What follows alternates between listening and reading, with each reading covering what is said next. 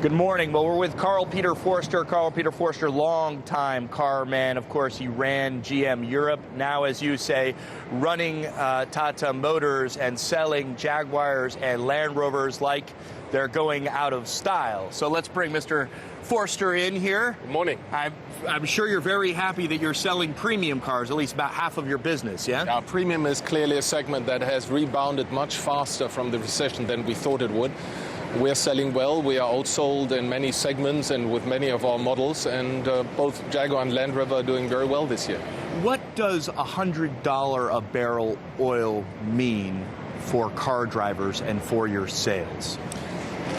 Immediately, I think customers might be a bit more wary, depending on which country we're talking. The US, for example, customers are very sensitive to oil price or pump price.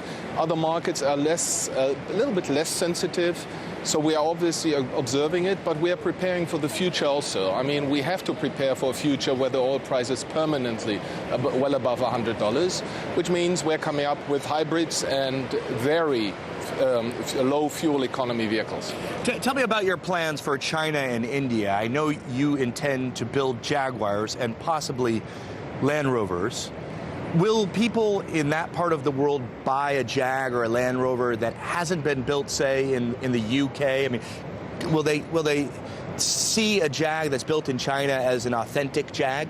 Oh yes, they will. I think nowadays it's common practice for any manufacturer to build more often where you sell rather than just ship in. And people are used to the fact that OEMs are able to maintain the quality standards they're used to.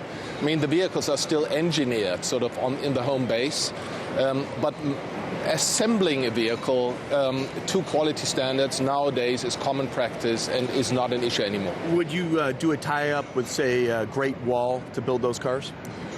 In China, it is important to have a local partner.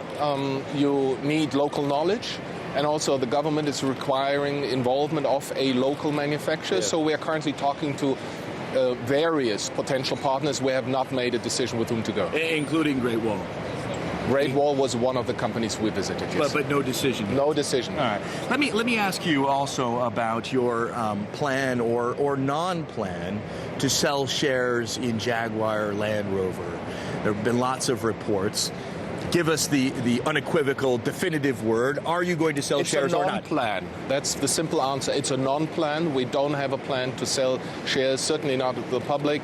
We might one day consider a private placement, but that is a very different topic. I want to ask you finally, obviously Tata Motors, well known for the Nano. It took the world by storm. Everybody was so excited about it, so much buzz, but you haven't sold that many of them, really, have you?